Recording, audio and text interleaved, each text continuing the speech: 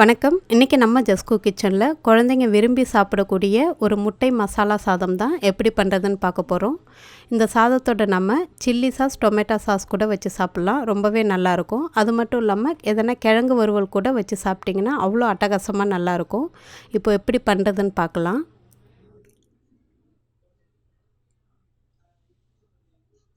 ஒரு பாத்திரத்தில் நான் இன்றைக்கி 5 முட்டையை நல்லா உடச்சி ஊற்றி இந்த மாதிரி நல்லா அடித்து தனியாக எடுத்து வச்சுக்கோங்க. உப்பு, மிளகுத்தூள் எதுவுமே போட வேண்டாம். வெறுமனே அடிச்சுட்டு தனியாக வச்சுக்கோங்க.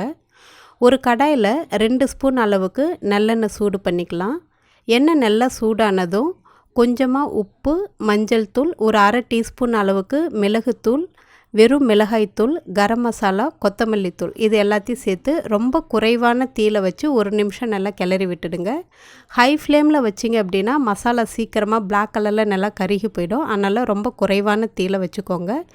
இந்த மாதிரி நுரைச்சி வரும்போது நம்ம அடித்து எடுத்துருக்கிற முட்டையும் சேர்த்துட்டு நல்லா கலந்து விட்டு நல்லா ஒரு திரியாக அந்த ஸ்க்ராம்பிள் பதத்துக்கு வந்ததும் ஒரு தனியாக ஒரு பிளேட்டுக்கு மாற்றிடலாம்.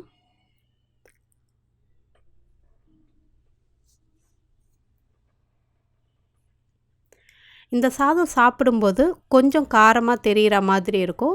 நம்ம காரம் வந்துட்டு நமக்கு தகுந்த மாதிரி மிளகுத்தூளோ இல்லை மிளகாய்த்தூளோ கொஞ்சம் கூடவோ குறையவோ நம்ம சேர்த்துக்கலாம்.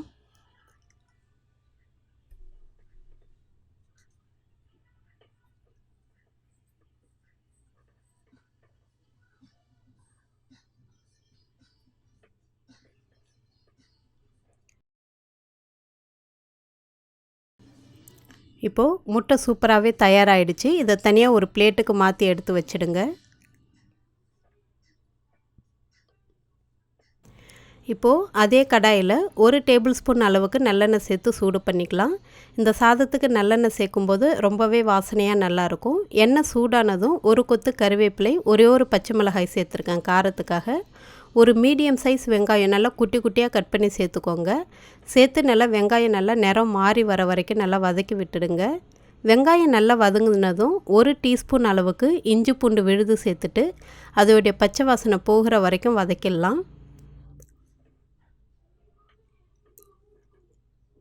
இப்போது இஞ்சி பூண்டு விழுதோடைய பச்சை வாசனை போனதும் நம்ம மசாலா பொருட்கள்லாம் சேர்க்க போகிறோம். கொஞ்சமாக மஞ்சள் தூள், 1 டீஸ்பூன் அளவுக்கு மிளகாய்த்தூள், அரை டீஸ்பூன் கொத்தமல்லி தூள், கரம் மசாலா தூள், அரை டீஸ்பூன் மிளகுத்தூள் சேர்த்துட்டு நல்லா ஒரு நிமிஷம் வதக்கி விட்டிங்கன்னா போதும். அந்த எண்ணெயிலே அதோடைய பச்சை வாசனைலாம் போயிடும். இது நல்லா வதங்கினதும் நம்ம வடித்து எடுத்துருக்கிற நான் இன்றைக்கி வந்துட்டு பாஸ்மதி அரிசி சாதம் தான் சேர்க்குறேன். நம்ம நார்மலாக சாதத்துக்கு என்ன சாதம் பயன்படுத்துகிறோமோ அந்த சாதம் கூட சேர்த்து இந்த சாப்பாடை நம்ம தயார் பண்ணலாம். இது கூடவே 1 டீஸ்பூன் அளவுக்கு வினிகர் சேர்த்துருக்கேன். முட்டையவும் இது கூட சேர்த்துட்டு நல்லா கலந்து விட்டுடுங்க. ரொம்ப அந்த சாதம் உடஞ்சி போகிற மாதிரி கிளற வேண்டாம். ரொம்ப பொறுமையாக அழகாக கிளறி விடலாம். இந்த சாதம் வேகும்போதே இந்த சாதத்துக்கு தனியாக நான் உப்பு சேர்த்துருக்கேன். முட்டை பொடி பாஸ் பண்ணும்போதும் கொஞ்சமாக நம்ம உப்பு சேர்த்துருக்கோம். அதனால் நல்லா கலந்து விட்டுட்டு தேவைப்பட்டால் அதுக்கு பிறகு டேஸ்ட்டு பார்த்துட்டு நம்ம உப்பு சேர்த்துக்கலாம்.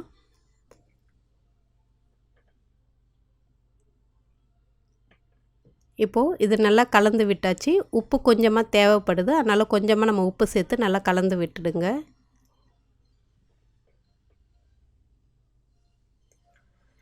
இந்த மாதிரி முட்டை, வினிகர், சாதம்லாம் சேர்த்து நல்லா கலந்துட்டு ஒரு 2 நிமிஷம் குறைவான தீயில் வச்சுடுங்க. எல்லாம் நல்லா கலந்து நல்லா அந்த வாசனையோட நல்லா டேஸ்ட்டாக நல்லா ஒன்று சேர்ந்து வரும்.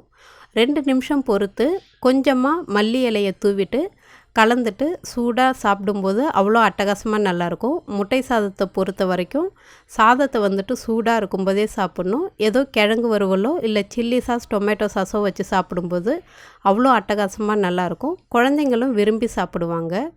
நீங்களும் உங்கள் வீட்டில் இந்த சாதத்தை ட்ரை பண்ணி பார்த்துட்டு எப்படி இருந்துச்சுன்னு சொல்லுங்கள். நன்றி, வணக்கம்.